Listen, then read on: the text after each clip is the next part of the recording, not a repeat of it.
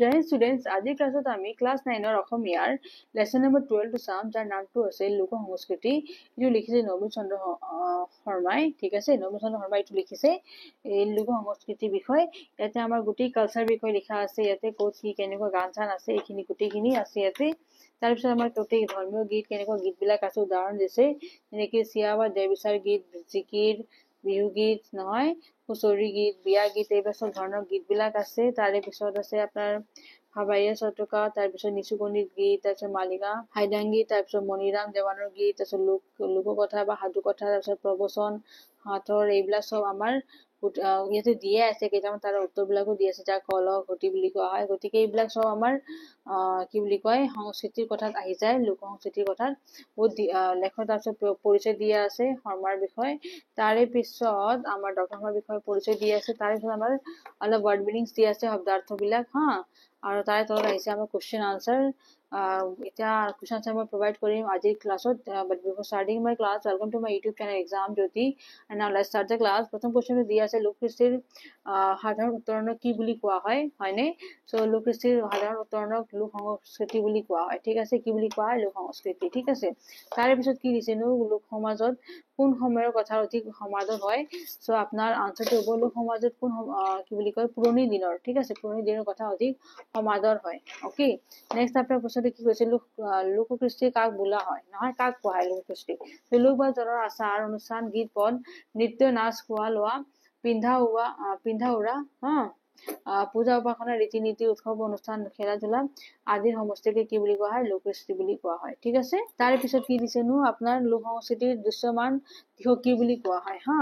এতিয়া ঘৰ নম্বৰটো চাম, লোক সংস্কৃতিৰ দৃশ্যমান দিশক ভৌতিক বা বস্তু সংস্কৃতি বুলি কোৱা হয়। অকে, নেক্সট আপোনাৰ নম্বৰটো আছে যে পাঠৰ উল্লেখিত লক্ষ্মীৰ বেশভূষা সম্পাদনা কৰা সাধুকথাৰ পুথিখনৰ কি নাম আছে, নহয় লক্ষ্মীৰ বেশভূষা সাধুকথাৰ নাম সুধিছে।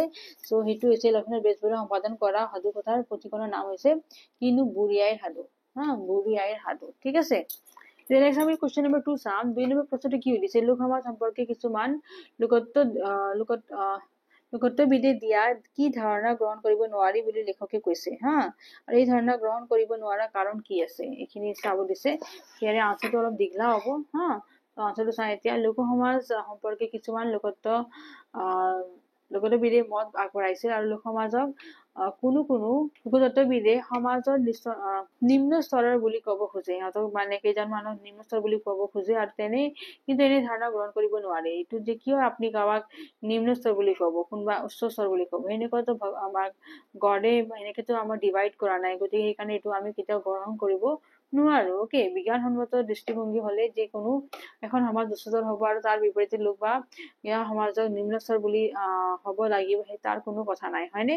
লোক সমাজৰ অংগীভূত মানুহ প্ৰায় গাঁৱে ভূঞে ভাগ কৰে আৰু অভিজাত শ্ৰেণীৰ লোকসকল নগৰ চহৰ আদিত বাস কৰিলেও এই ধাৰণা সদায় গ্ৰহণযোগ্য হ'ব নোৱাৰে। যিহেতু গাঁৱতো শিক্ষিত মানুহ বাস কৰে, তাৰ বিপৰীতে চহৰ বা নগৰতো গঞা লোকৰ বসতি দেখা যায়। নগৰ চহৰৰ বিভিন্ন কাম কাজৰ বাবে গঞাসকলৰ প্ৰয়োজন হয় হা। তেতিয়া তেওঁলোকৰ চহৰ নগৰত থাকি মজদুৰ বা কামলাৰ ভূমিকা পালন কৰে, আৰু এইদৰে তেওঁলোকে চহৰ বা নগৰবাসী হয়। সেনেকুৱা সিহঁতে কি বুলি কয় মজদুৰি কাম কৰে, আৰু সেনেকে সিহঁতে তাতে বাস কৰে নগৰত। ঠিক আছে, নেক্সট আমাৰ 3rd নম্বৰ কুৱেশ্যনটো আছে, চমুটোকা লিখিব দিছে, যেনেকে নিচুকনি গীত, মল্লিতা বা কাহিনী গীত, মাতৰ জনশ্ৰুতি, জিকিৰ, দেৱবিচাৰৰ গীত আৰু হুঁচৰি গীত। ঠিক আছে, এতিয়া প্ৰথমতে আছে নিচুকনি গীত হা।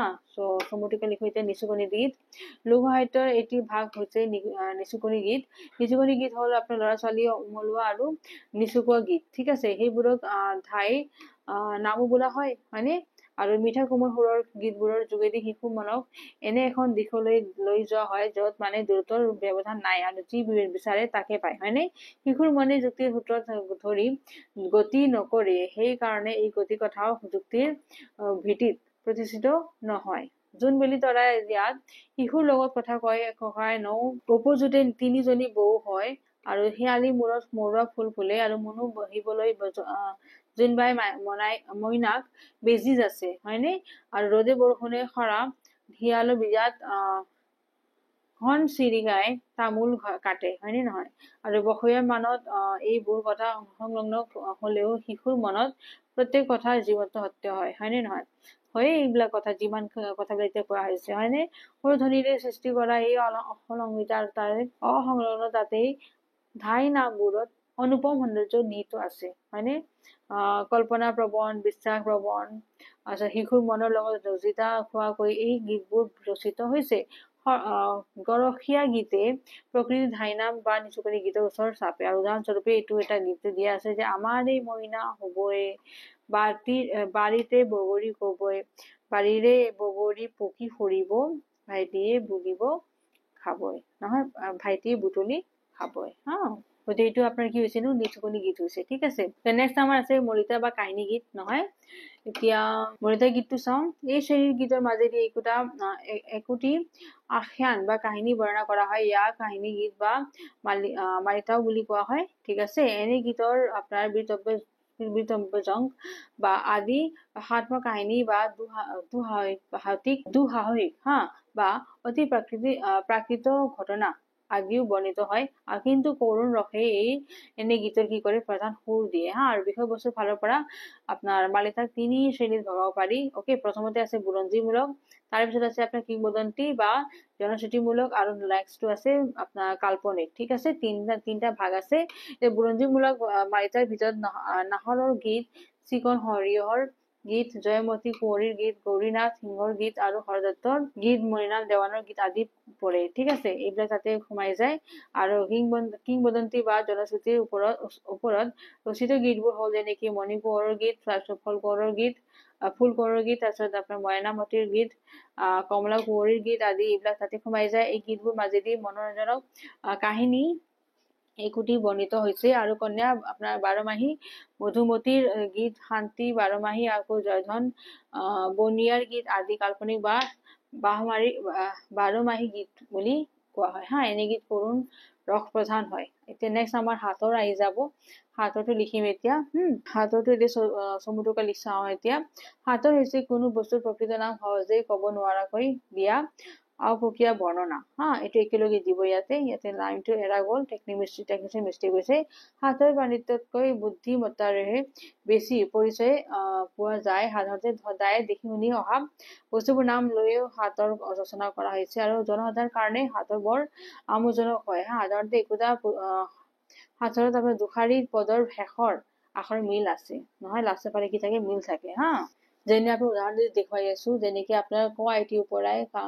কাটি নিলে বাঢ়ি যায় হা উত্তৰটো কি হ'ব সূতা হ'ব হয়নে বা ঘৰৰ তলৰ ঘৰ তাতে পৰি মৰ এইটো কি হ'ব আঠুৱা হ'ব হয়নে ওকে এইবিলাক হ'ল আপোনাৰ কি বুলি কয় হাতৰ না এইটো চাই পেলাই নিজে আমাৰ জনশ্ৰুতি লোককাহিনী জনশ্ৰুতিতে যে চাওঁ আমি চমুটোকাটো হয়নে লোককাহিনী এটি ভাগ হৈছে জনশ্ৰুতি কাহিনীত সাধাৰণতে স্থান পৰ্বত পাহাৰ নদ নদী আদি জন্ম বৰ্ণনা পোৱা যায় জনশ্ৰুতি কাহিনীত বিশেষভাৱে স্থান লাভ কৰি মানৱ চৰিত্ৰই চান্দু সাগৰত সদাগৰ আৰু বেউলা লক্ষিন্দাৰ নহয় ৰাধিকা শান্তি জয়মতী পদম কুঁৱৰী আদিৰ লগত জড়িত কাহিনী বিভিন্ন পুখুৰী আৰু নদ নদীৰ আদিৰ লগত সম্পৰ্কযুক্ত কাহিনী যেনে দৰঙৰ আপোনাৰ ডিউৰিপাৰা নহয় পুখুৰী তাৰপিছত গৰুৰে পানী নেখোৱা পুখুৰী তাৰপিছত জয়পাল পুখুৰী বুঢ়ীনগৰ পুখুৰী তাৰপিছত লখিমপুৰ পুখুৰী নগাঁৱৰ ধাননি পথাৰ পুখুৰী তাৰপিছত উজনি অসমৰ কমলাসাগৰ পুখুৰী তাৰপিছত বেজনাৰ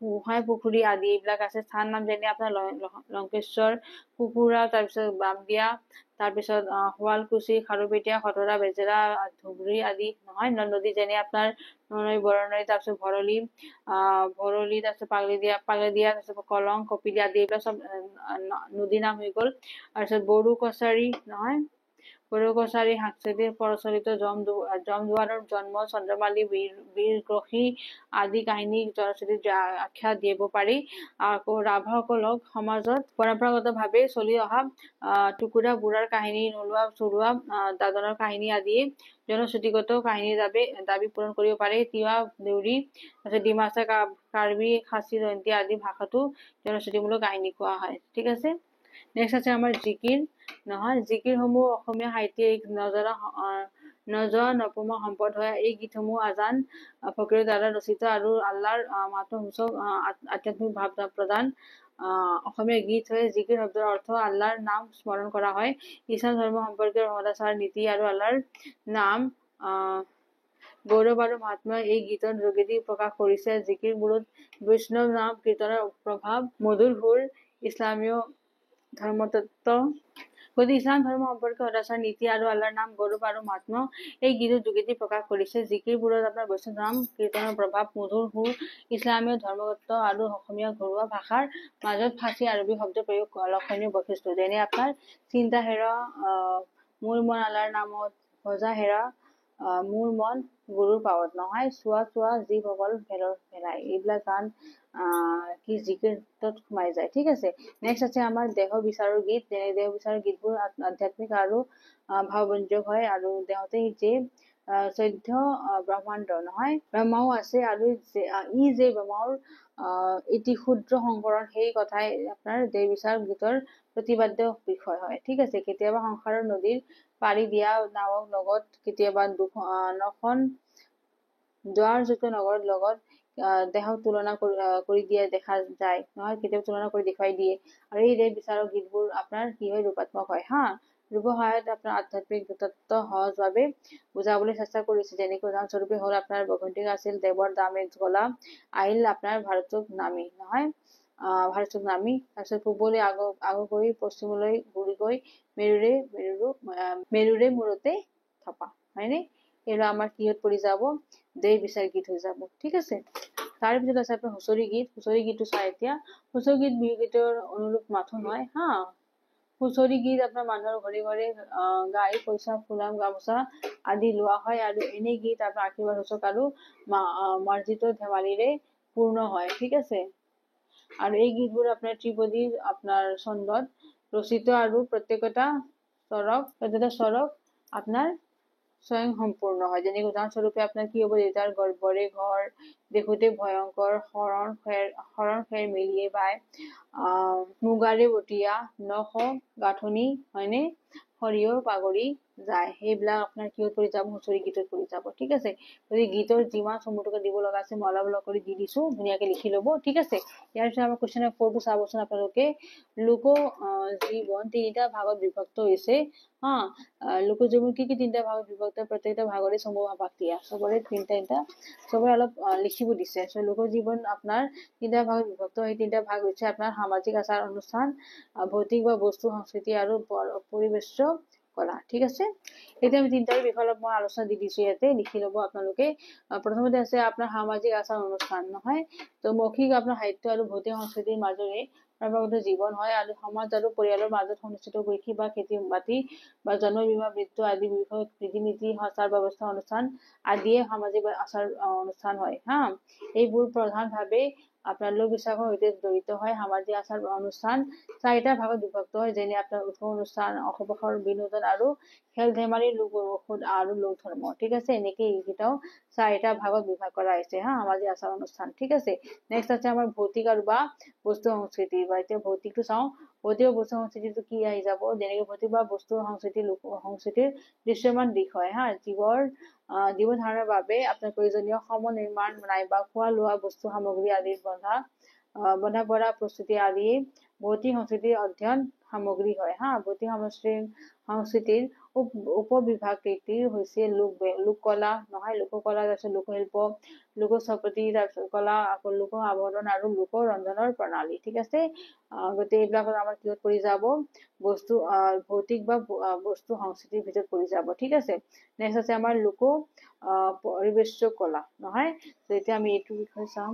লোক জীৱনৰ শেষ ভাগটো হৈছে কিন্তু লোক পৰিবেশ কলা। ঠিক আছে।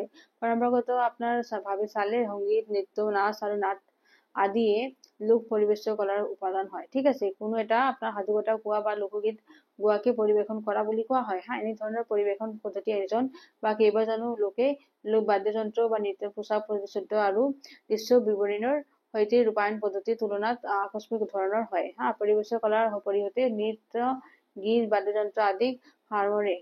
লোকনাট, গীত আৰু নৃত্যৰ সমষ্টি হয়। সংলাপৰ তুলনাত লোকনাটত গীত আৰু নৃত্যৰ গুৰুত্ব বেছি হয় ঠিক আছে নেক্সট আমি 5 নম্বৰ কুৱেশ্যনটো চাম বহলাই লিখিব দিছে সামাজিক আচাৰ অনুষ্ঠান লোক পৰিবেশ কলা আৰু ভৌতিক বা বস্তু সংস্কৃতি নহয় ইয়াতে সেম আপোনাৰ অলপ আগতে মই অলপ বহল কৰি দিছিলো এটো আৰু বেছি বহল কৰি দিছো বহলাই লিখিব দিছে তো গতিকে সামাজিক আচাৰ অনুষ্ঠানটো চাওঁ লোক জীৱনৰ প্ৰথম ভাগটো হৈছে আপোনাৰ কিনো সামাজিক আচাৰ অনুষ্ঠান ঠিক আছে এতিয়া মৌখিক সাহিত্য আৰু ভৌতিক সংস্কৃতিৰ মাজতে পৰম্পৰাগত জীৱন হৈ চলি আছে পৰম্পৰাগত জীৱন আৰু মৌখিক সাহিত্য আৰু ভৌতিক সংস্কৃতিৰ মাজত সংযোগ হেতু সমাজ আৰু পৰিয়ালৰ মাজত অনুষ্ঠিত কৃষি বা খেতি বাতি বা জন্ম বিবাহ মৃত্যু আদি বিষয়ক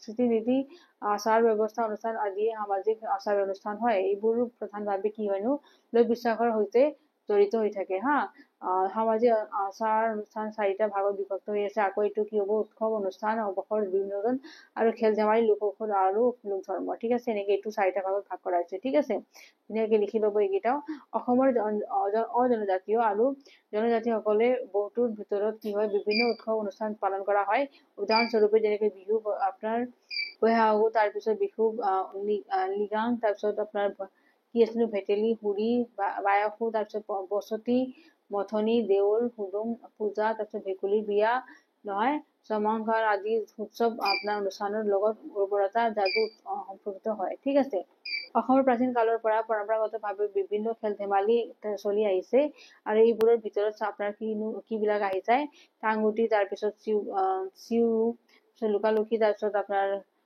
কবৰা যুঁজ আদি উল্লেখযোগ্য হয় লোক জীৱনত আপোনাৰ ঔষধ পাতিৰ বাহিৰেও আপোনাৰ পৰম্পৰাগতভাৱে চলি আহিছে গাঁৱৰ বেজ বা ওজাই বিভিন্ন ৰোগত বিভিন্ন থলুৱা অৰ্থাৎ আসুৰিক ঔষধ দিয়ে ওজাৰ মন্ত্ৰৰ সহায়তে ৰোগ নিৰাময় কৰিবলৈ প্ৰয়াস কৰে অথবা বিভিন্ন বনৌষধিৰ সহায়ত ৰোগ উপশম কৰে ঠিক আছে যেনেকে বন মানে কি উদ্ভিদৰ পৰাও কেইটামান উদ্ভিদ কি বুলি কয় ঔষধটো বনোৱাৰ চেষ্টা কৰে সেনেকেও আমাৰ বেমাৰবিলাক ভাল পায় ঠিক আছে লোক জীৱনত জগতৰ জীৱ সম্পৰ্কে বিভিন্ন বিশ্বাস চলি আছে এনে বিশ্বাসৰ ওপৰতেও ধৰ্মৰ বুনিয়াদ ৰচনা কৰা হয় আৰু যাদুমূলক বিশ্বাসৰ আধাৰত ধৰ্মীয় বিশ্বাসৰ সৃষ্টি কৰা হৈছে ঠিক আছে নেক্সট আহিব আমাৰ লোক পৰিবেশ কলা প্ৰথমটো হৈছে আমাৰ লোক পৰিবেশ কলাটো চাওঁ লোক জীৱনৰ এক ভাগটো হৈছে আপোনাৰ লোক পৰিবেশ কলা লোক কলা বা পৰিবেশ কলা আপোনাৰ ৰীতিয়ে অসমৰ ৰীতিয়ে কলা ৰীতিয়ে অসমৰ লোক সংস্কৃতিৰ বৈচিত্ৰ্য প্ৰদান কৰিছে পুতলা আপোনাৰ ভাৱৰীয়া বা পুতলা নাচ বা ঢুলীয়া ভাৱৰীয়া তাৰপিছত ওজাপালি দেওধনী দেউদাসী কুশান গান তাৰপিছত ভাৰী গান তাৰপিছত আছে আপোনাৰ খেৰাই বাগৰুম্বা তাৰপিছত আদি অনুষ্ঠান লোককলাৰ ভিতৰত পৰি যায় ঠিক আছে লোককলা নাট গীত নৃত্যৰ সমন্বয় মাথোন হয় পৰিবেশ কলাৰ নীতিৰ মুখ্য উদ্দেশ্য অভিজ্ঞাপন হয় অনেক ক্ষেত্ৰত আমাৰ পৰম্পৰাগত মৌখিক গীত আৰু অপৰম্পৰাগত লোক নৃত্যৰ নাম কৰে সেই গীত বা নৃত্যৰ লগত বিবেচিত পৰিবেশ কলাৰ নামেৰে ৰখা হয় ঠিক আছে অনেক ক্ষেত্ৰত উৎসৱ অনুষ্ঠানৰ নামেৰেও গীত নৃত্য আৰু অভিনয়ৰ অৰ্থাৎ লোক নাটৰ নাম ৰখা হ'ব পাৰে যেনে আপোনাৰ বিহু উৎসৱৰ লগত জড়িত গীত আৰু নৃত্য গীত ক্ৰমে আপোনাৰ বিহু গীত বা নৃত্য বুলি কোৱা হয় ঠিক আছে নেক্সট আমাৰ আপুনি চাম গ নম্বৰটো ভৌতিক বা বস্তু সংস্কৃতি নহয় ভৌতিক বা বস্তু সংস্কৃতি লোক সংস্কৃতিৰ দৃশ্যমান দিশ হয় জীৱ ধাৰণৰ বাবে প্ৰয়োজনীয় সম নিৰ্মাণ নাইবা খোৱা লোৱা বস্তু সামগ্ৰী আদি ৰন্ধা বঢ়া প্ৰস্তুতি আদি ভৌতিক সংস্কৃতিৰ অধ্যয়ন সামগ্ৰী হৈ যায় ঠিক আছে আমাৰ এতিয়া ৰন্ধা বঢ়াৰ কথা ইয়াতে সোমাই যায় ভৌতিক সংস্কৃতিৰ উপবিভাগ কেইটি হৈছে আপোনাৰ লোককলা লোকশিল্প লোকস্থাপত্য তাৰপিছত কলা লোক আৱৰণ আৰু লোক ৰন্ধন প্ৰণালী ঠিক আছে এইবিলাক আমাৰ কি কৰি যাব ভৌতিক সংস্কৃতিত পৰি যাব ঠিক আছে ভৌতিক সংস্কৃতিৰ বিশিষ্ট আপোনাৰ শ্ৰেণী লোককলা আৰু লোকশিল্প আছে জীৱনৰ নান্দনিক দিশৰ লগত কলা জড়িত আৰু জীৱনৰ প্ৰয়োজনীয় আৰু অৰ্থনৈতিক দিশৰ লগত শিল্প জড়িত হয় পুথি চিত্ৰ তাৰপিছত ভাস্কৰ্য শিলত খোদিত বিভিন্ন ফুল লতা আপোনাৰ বস্তায়িত প্ৰয়োগ কৰা বিভিন্ন আপোনাৰ অভিকল্প বা অলংকাৰ আদিৰ সূক্ষ্ম কাৰিকৰী পোচাক পৰিচ্ছদৰ ৰং আদিৰ জৰিয়তে কি হয় লোককলাৰ আভাস পোৱা যায় জনজাতীয় নাৰীসকলৰ বোৱা বিভিন্ন বস্তু ৰঙৰ ব্যৱহাৰ অভিকল্প আৰু নান্দনিক অভিজ্ঞাপনৰ প্ৰকৃষ্ট নিদৰ্শন হয় ঠিক আছে লোকশিল্পৰ ক্ষেত্ৰতো এই জনজাতীয় লোকৰ সমিলন গুৰুত্বপূৰ্ণ হয় যেনেকে বাঁহ বেত কাঠ মাটি আদিৰে নিৰ্মিত লোকশিল্পত এই সকল সাহসী হয় ঠিক আছে বাঁহেৰে নিৰ্মিত জবা খবাহি শৰাই চালনী তাৰপিছত আপোনাৰ ডলা পাচি আদি ৰীতিবদ্ধ শিল্পৰ নিদৰ্শন হয়।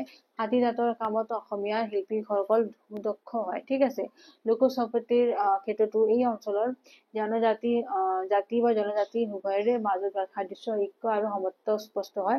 পৰম্পৰাগতভাৱে এই অঞ্চলৰ অধিবাসীসকল বাস কৰে আপোনাৰ খেৰ বাহিৰে সজা জুপুৰি ঘৰত নহয়, আৰু এটা পৰিয়ালত কেইবাটাও এনেধৰণৰ ঘৰ থাকে। কোনো জনজাতিৰ মাজত দীঘল বহল এটা চাং ঘৰেৰে নিৰ্মাণ কৰা দেখা যায়। ঠিক আছে, লোক আভৰণৰ প্ৰসংগত অসমৰ জাতি আৰু অজনজাতিৰ মাজত সাদৃশ্য স্পষ্ট কৰি দেখা যায়।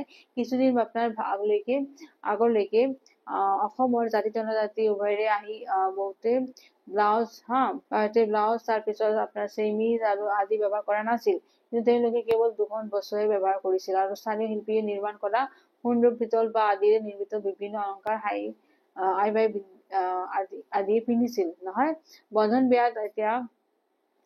বিদ্যাত জনজাতি ও অজনজাতি পুৰুষ আৰু নাৰী উভয়ে দক্ষ হয়। পৰম্পৰা মতে ৰান্ধনী ঘৰত নাৰীহে বিশেষ অধিকাৰ, পুৰা বিন্ধি দিয়া বা কুঠিত দিয়া নহয়। খাৰ আদি ব্যঞ্জন এই অঞ্চলৰ লোকৰ অধিকে প্ৰিয়, কিন্তু বাঁহ গাজৰ পৰা বিবিধ সুমিষ্ট আৰু জুতি লগা ব্যঞ্জন প্ৰস্তুত কৰাত এইসকল পাৰ্গত হয়। মাছ মাংসৰ তাৰপিছত গাড়ীৰ আদি অতিকে প্ৰিয় খাদ্য সিহঁতৰ। ঠিক আছে, গাখীৰ নহয়, মাছ মাংস, ঠিক আছে, মাছ মাংস আৰু গাখীৰ আদি সিহঁতৰ অতিকৈ প্ৰিয় খাদ্য হয়। ঠিক আছে, আৰু সেনেকে সিহঁতে এই লোকশিল্প মানে কি বুলি কয় পালন কৰে। ঠিক আছে, নেক্সট আমি 6 নম্বৰটো চাম। কোৱেশ্চনটো লোকনাট কিহৰ সমষ্টি বুলি লেখকে কৈছিল, আৰু এই শ্ৰেণীৰ নাটত আপোনাৰ সংলাপন ওপৰত গুৰুত্ব দিয়া হয় নে নহয় তোমাৰ নিজৰ কথাৰে লিখা। ঠিক আছে, এতিয়া লোকনাটটো গীতৰ কথা চাওঁ। সেইটো লোকনাট গীত আৰু নৃত্যৰ সমষ্টি বুলি লেখকে কৈছে ঠিক আছে, কিন্তু লোকনাটত সংলাপৰ গুৰুত্ব কম। ঠিক আছে, গীত আৰু নৃত্যৰ ওপৰতহে বেছি গুৰুত্ব দিয়া যায় নহয়, আৰু সংলাপো আকৌ প্ৰায় পদ্য ছন্দত দিয়া হয়। ঠিক আছে, আৰু নাট্য কাহিনী বা উপনীত বা উপসংহাৰৰ ফালে আগবঢ়াই নিয়াত আপোনাৰ সংলাপতকৈ গীত পদহে তুলনামূলকভাৱে অধিক গুৰুত্ব লাভ কৰে। লোকনাটৰ মূল পৰম্পৰা প্ৰচলিত হয় ৰামায়ণ নহয়, ৰামায়ণ বা মহাভাৰতৰ কোনো এটা কাহিনীৰ আধাৰত লোকনাট গঢ়ি উঠে, আৰু অৱশ্য আপোনাৰ মূল কাহিনী বা বিভিন্ন পৰিস্থিতিবোৰত লোকনাটৰ ডাঙৰীয়া নহয়। লোকনাটৰ কি হয়নো ভাৱৰীয়া আৰু ভাই বাবা বা ডাঙৰীয়াই অভিনৱ কৰে অথবা হাস্য ব্যাখ্যা দিবলৈ প্ৰয়াস কৰে। ঠিক আছে, সেনেকে আপোনাৰ লোকনাটৰ কথা আহি গ'ল ইয়াতে।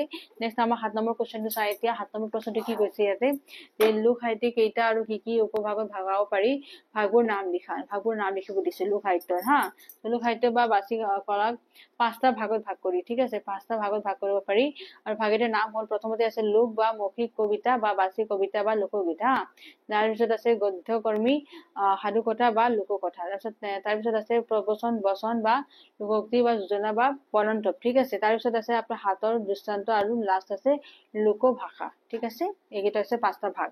নেক্সট আমাৰ 8 নম্বৰ প্ৰশ্নটো, ভৌতিক আৰু বস্তু সাংস্কৃতিক অধ্যয়নৰ সামগ্ৰী কি কি হয়, আৰু ইয়াৰ উপবিভাগ কি কি আছে জীৱন ধাৰণৰ বাবে প্ৰয়োজনীয় সমল নিৰ্মাণ বা নাইবা খোৱা লোৱা বস্তু সামগ্ৰী আদিৰ ৰন্ধা বঢ়া প্ৰস্তুতি আদিয়েই আপোনাৰ ভৌতিক সংস্কৃতিৰ অধ্যয়ন সামগ্ৰী হয়। ঠিক আছে, ভৌতিক সংস্কৃতিৰ উপবিভাগ কেইটা হৈছে আপোনাৰ কি লোককলা, লোকশিল্প, লোক স্থপতি কলা, তাৰপিছত লোক আৱৰণ আৰু লোকৰন্ধন প্ৰণালী। ঠিক আছে, এইবিলাক চব তাতে সোমাই যায় ভৌতিক সংস্কৃতি। ঠিক আছে, তাৰপিছত 9 নম্বৰ প্ৰশ্নটো কি আছে আপোনাৰ মাই জোখোৱা হয়, মাইহে জোখোৱা।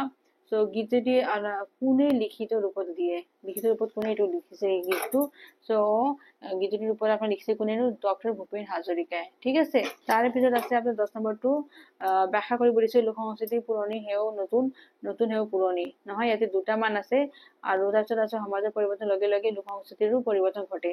2টা ব্যাখ্যা কৰিব দিছে, ব্যাখ্যা কৰিলে আমাৰ ওপৰত সন্দৰ্ভটো দিব লাগিব। লিখিত কথাফাকি আমাৰ পাঠ্যপুথিৰ অন্তৰ্গত ডক্টৰ নবীন চন্দ্ৰ শৰ্মা দেৱৰ লোক সংস্কৃতি নামৰ পাঠটিৰ পৰা তুলি দিয়া হৈছে। আৰু সংস্কৃতি পুৰণি দিনৰ কথাৰ অধিক সমাদৰ, আৰু চহৰীয়া বা নগৰীয়া মানুহৰ তুলনাত গঞা লোকে কিছু পৰিমাণে পিছৰ পৰা হয়। লোক জীৱনত আপোনাৰ যুক্তিতকৈ বিশ্বাসত অধিক গুৰুত্ব দিয়া হয়। ঠিক আছে, আৰু বিহুগীত বা আপোনাৰ বৈষ্ণৱী গীত বা নাইবা আপোনাৰ জাৰি গীত আদি প্ৰথমে, ইয়াতে কি কি আহি যাব, বিহুগীত হুঁচৰি গীত নহয়, জাৰি গীত আদি প্ৰথমে আপোনাৰ মৌখিকভাৱে মানুহৰ মাজত প্ৰচলিত আছিল হা লাহে লাহে এইবোৰো লিখিত ৰূপত আহি গ'ল ঠিক আছে আৰু তেনেদৰে আমাৰ আই আইতাৰ মুখে মুখে চলি অহা সাধুকথাসমূহেও লিখিত ৰূপত আহি পাইছে হয়নে আৰু সংস্কৃতিৰ উপাদান আজি যুগে যুগে মুখ পৰম্পৰা প্ৰচলিত হৈ বা শিক্ষিত লোকৰ হাতৰ পৰি আধুনিক ৰূপে বা আপোনাৰ যুগ সাপেক্ষে বা সময় সাপেক্ষে স্থিতি লাভ কৰিছে হা তেনে অৱস্থাটো আমাৰ সংস্কৃতিয়ে নিজস্ব স্বৰূপে নহয় নেকুৱাই ঠিক আছে আৰু সেই কাৰণে ক'ব পাৰি যে লোকসংস্কৃতি পুৰণি হেও নতুন নহয় নতুন হৈও নতুন কি নতুন হৈও পুৰণি হৈছে বস্তুটো সেনেকে সেইকাৰণে কোৱা হৈছে ঠিক আছে নেক্সট আমাৰ খ নম্বৰটো যি আছে ব্যাখ্যা কৰাটো হৈছে আপোনাৰ সমাজৰ পৰিৱৰ্তন লগে লগে লোক সংস্কৃতিৰো পৰিৱৰ্তন ঘটিছে গতিকে এইখিনি চাওঁ উল্লেখিত কথা পাকি আমাৰ পাঠ্যপুথিৰ অন্তৰ্গত ডক্টৰ নবীন চন্দ্ৰ শৰ্মা দেৱৰ লোক সংস্কৃতি নামৰ পাঠ্যটোৰ পৰা তুলি দিয়া হৈছে এতিয়া ইয়াতে ব্যাখ্যাটো কৰিম ইয়াতে এইখিনি হৈছে সন্দৰ্ভ হা ব্যাখ্যা যেতিয়া কৰিব দিয়ে নহয় পৰীক্ষাত আগতে সন্দৰ্ভখিনি লিখিব তাৰে তলত ব্যাখ্যাখিনি লিখিব ঠিক আছে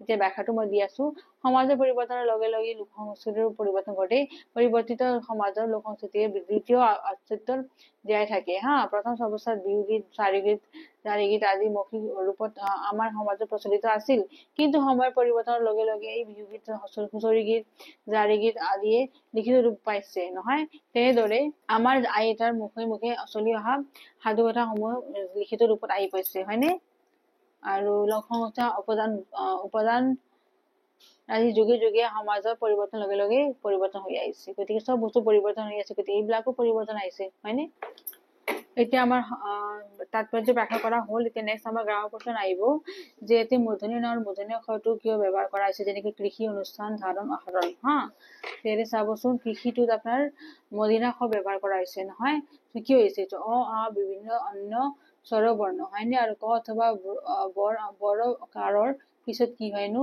আপোনাৰ নেতাৰ জায়গাত কি হয়নো মূৰ্ধন্য ষ ব্যৱহাৰ কৰা হয় ঠিক আছে আৰু অনুষ্ঠানত কি হয়নো ই কাৰণে ঠিক আছে হৰ্ষেৰ কাৰণত কি হয় হৰ্ষেৰ কাৰণত আৰু হৰ্ষ কাৰণত উপসৰ্গৰ পিছত কি হয়নো তথা স্থ মানে কি বা লখ প্ৰভূতি ধাতুক দন্ত জাগাত কি হয়নো মূৰ্ধন্য ষটো ব্যৱহাৰ কৰা হয় ঠিক আছে আৰু ধাৰণত ইয়াতে মূৰ্ধন্য ণ ব্যৱহাৰ কৰা হৈছে সো ইয়াতে আপোনাৰ কি হ'ব একেটা পদতে ৰি ৰ ঠিক আছে এইটো ৰি ৰ বা মূৰ্ধন্য ষৰ পিছত কি হয়নো আপোনাৰ দন্ত্যৰ জায়গাত মূৰ্ধন্য ষ ব্যৱহাৰ কৰা হয় ঠিক আছে গতিকে এই কাৰণে ইয়াতে ৰ আছে নে নাই এই ৰ কাৰণে পিছত মূৰ্ধন্য ণ আহিব ঠিক আছে আকৌ তাৰ পিছত যদি মূৰ্ধন্য ণৰ কথা হ'ব ঠিক আছে ধাৰণটোত কি হয় মূৰ্ধন্য ণ হ'ব হা আৰু আকৌ আহৰণত কি হ'ব একেটা পদতে আপুনি ৰি ৰ আৰু মূৰ্ধন্য ষৰ পিছত কি হয়নো দন্ত্য ষ নহয় দন্ত্য নৰ জাগাত ঠিক আছে দন্ত্য নৰ জাগাত কি হয় মূৰ্ধন্য ন ব্যৱহাৰ কৰা হয় ঠিক আছে গোটেইখিনি লিখা হৈছে ইয়াতে আপোনাৰ এই দুটাত আপোনাৰ মূৰ্ধন্য ষৰ কথা কৈছে এইখিনি দুটাত মূৰ্ধন্য নৰ কথা কৈছে ঠিক আছে তাৰ পিছত আছে আপোনাৰ 12 নম্বৰটো বিপৰীত শব্দ লিখিব দিছে বিশ্বাস মৌখিক সংযোগ আছে প্ৰয়োজনীয় জন্ম উচিত নহয় এইটোতো হ'ল এতিয়া আমি 12 নম্বৰটো চাম ইয়াতে বিশ্বাসটো কি হ'ব অবিশ্বাস হ'ব মৌখিকটো লিখিত হ'ব সংযোগটো বিয়োগ হ'ব প্ৰয়োজনীয় অপ্ৰয়োজনীয় জন্ম মৃত্যু আৰু উচিতটো কি হ'ব অনুচিত হ'ব হা আৰু আমাৰ ভিডিও আজি লাষ্ট কোৱেশ্চন থাকিব সমাৰ্থক শব্দ যেনেকৈ গঞা পিতা বেমাৰ চহৰ লোক নহয় এতিয়া আমি ইয়াৰে সমাৰ্থক শব্দ লিখিম যেনেকৈ গঞাটো কি হ'ব গাঁৱলীয়া হ'ব পিতাটো দেউতা হ'ব বেমাৰটো অসুখ হ'ব আকৌ চহৰটো নগৰ হ'ব লোকটো জন বা গণ আদি হ'ব ঠিক আছে ইয়াৰে এইটো ভিডিওটো ইয়াতে ফিনিশ কৰিলো যদি ভিডিওটো ভাল পাইছে লাইক বাটন প্ৰেছ কৰিব যদি সাবস্ক্ৰাইব কৰা নাই please subscribe my example channel thanks for watching জয় হিন্দ